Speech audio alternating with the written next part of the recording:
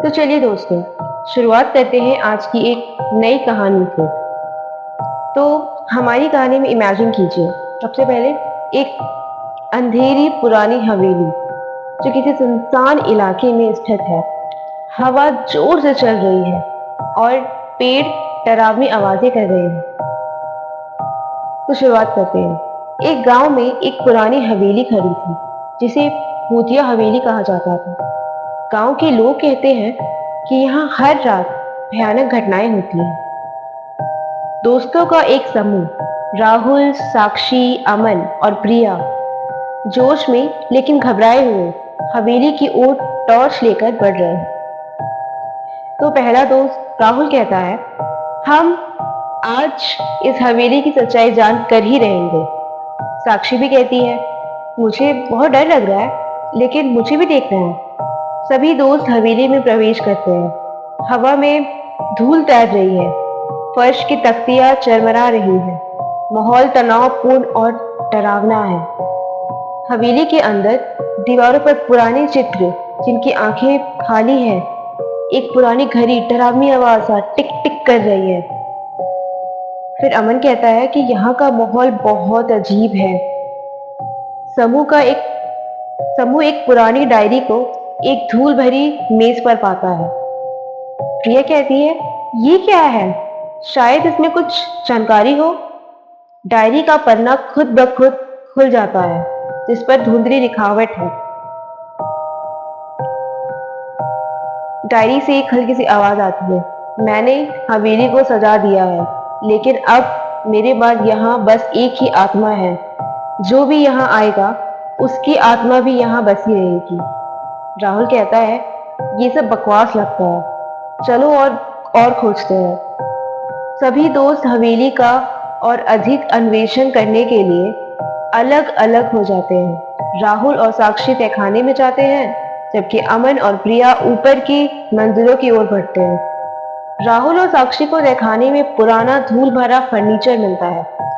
अचानक ठंडी हवा का झोंका आता है और उनकी टॉर्च बुझ जाती है। साक्षी कहती है, राहुल, मुझे बहुत डर लग रहा है। राहुल कहता है, अरे ये बस हवा होगी। अमन और प्रिया एक कमरे में जाते हैं जहां पुराने फोटोग्राफ और एक प्राचीन दर्पण होता है। प्रिया दर्पण में एक अजीब साया देखती है और कहती है, अमन, तुमने देखा? उस आईने में एक साया था। अमन कहता है, मुझे नहीं लगता कि यह सच है। तहखाने में राहुल और साक्षी फुसफुसाती आवाजें सुनते हैं। वे परछाइयां को हिलते हुए देखते हैं और तापमान अचानक गिर जाता है। राहुल कहता है, हमें तुरंत यहाँ से निकलना चाहिए। सभी दोस्त फिर से मिलते हैं और सभी का चेहरा बहुत ही भयभीत होता है। अमन कहता है, हमें इस हवेली से निकल जाना चाहिए।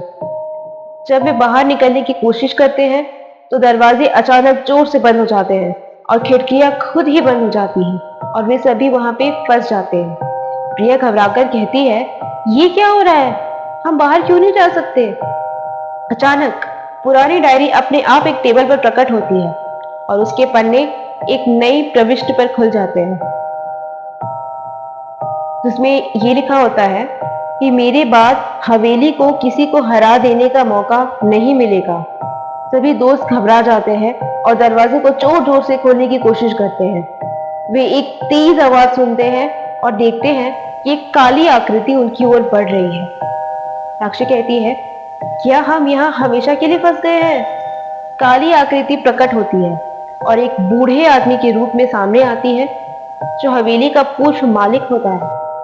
और वो कहता है, मैंने तुम्हारी आत्माओं को अपने साथ ले लिया है, अब तुम सबका हिस्सा बन जाओगे।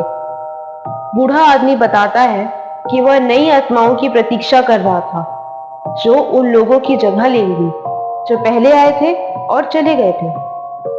वह उन्हें असली भय दिखाता है। वे अब हमेशा के लिए हवेली में बंधे रहेंगे, नए भूत के रूप में। राहुल कहता है डरकर, नहीं, ये सब सच नहीं हो सकता। दोस्तों के चेहरे की अभिव्यक्ति डर से रेजिग्नेशन में बदल जाती है, क्योंकि वे अपनी नियति को समझते हैं। स्क्रीन काले रंग में बदल जाती है और डरावनी आवाजें गूंजती है। भूतिया हवेली अब भी खड़ी है। जो भी वहां जाता है उसकी आत्मा हवेली का हिस्सा बन जाती है। हवेली और भी अंधेरी और अधिक डरावनी दिखती है। कैमरा धीरे धीरे दूर जाता है, एक माहौल छोड़ते हुए।